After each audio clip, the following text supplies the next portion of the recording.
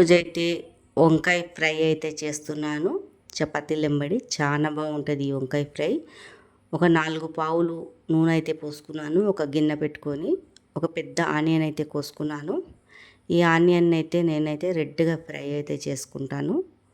ఇలా అంతా మంచిగా పచ్చి వాసన పోయే వరకు రెడ్గా ఫ్రై చేసుకొని తర్వాత దాంట్లో ఒక చెంచాడు అల్లం పేస్ట్ అయితే వేసుకున్నాను. ఫ్రెష్ నూరిందండి ఇయ్యాలనే. టేస్ట్ మాత్రం ఫ్రెష్ అల్లం వేస్తే చాలా టేస్ట్ వస్తుంది వంకాయ కర్రీలో. తర్వాత ఈ వంకాయలు పొడుగా ఇలా కోసుకున్నానండి. కోసుకున్నాక ఇది మెత్తగా ఫ్రై అయిపోతుంది, ఎక్కువసేపు ఏం పట్టది. తర్వాత ఇవంతా కలబెట్టుకొని 2 నిమిషాలు వదిలేయాల. పైనుంచి మనకు రుచికి సరిపోయేంత సాల్ట్ అయితే వేసేసుకోవాలా. దీంట్లో సాల్టు ఇవంతా మంచిగా కలిపేలాగా కలుపుకోవాలా. ఒక 2 నిమిషాలు ఇలా అంతా కలిపేసుకున్నాక ఒక 2 నిమిషాలు అయితే ఉండనియాల. సిమ్ము మంట మీద చేయాలా, మంట ఎక్కువ పెట్టొద్దు, మాడిపోతుంది కింద. సిమ్ము మంట మీద ఫ్రై చేసుకుంటే చపాతీలు ఎంబడి టిఫిన్ ఎంబడి అయితే చాలా బాగుంటుంది. తర్వాత పైనుంచి కొద్దిగా పసుపు వేసుకున్నాను. ఈ పసుపుని పచ్చి వాసన పోయే వరకు అయితే ఫ్రై అయితే చేసుకుంటాను. ఇలా అంతా కలుపుకొని పచ్చి వాసన పోయే వరకు ఫ్రై చేసుకుంటాను. ఒక 2 నిమిషాలు మంచిగా ఉడికిపోతుందండి ఇలా ఫ్రై చేసుకుంటే.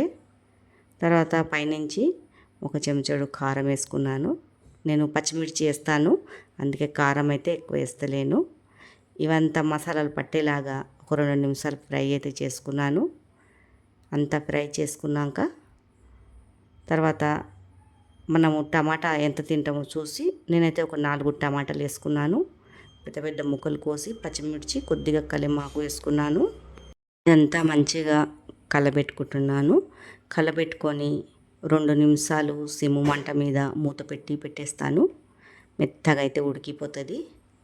చపాతీలు ఎంబడైనా వేడి వేడి అన్నం ఎంబడైనా చాలా బాగుంటుంది ఈ వంకాయ కర్రీ. ఇలా అంతా తిప్పేసుకొని బాగా మెత్తగా అయితే ఉడికిపోయింది వంకాయలు, టమాటాలు కూడా ఉడికిపోయింది మంచిగా. ఇది 2 నిమిషాలు మూత పెట్టి తీయొచ్చు సిమ్ము మంట మీద. టమాటాలు ఉడికిందా లేదా ఇలా అంతా కలుపుకొని సన్నగా కొత్తిమీర అయితే తరుక్కొని పైనుంచి అయితే వేసుకుంటున్నాను. ఈ కర్రీ అయితే చాలా టేస్టీగా అవుతుంది వంకాయ ఫ్రై.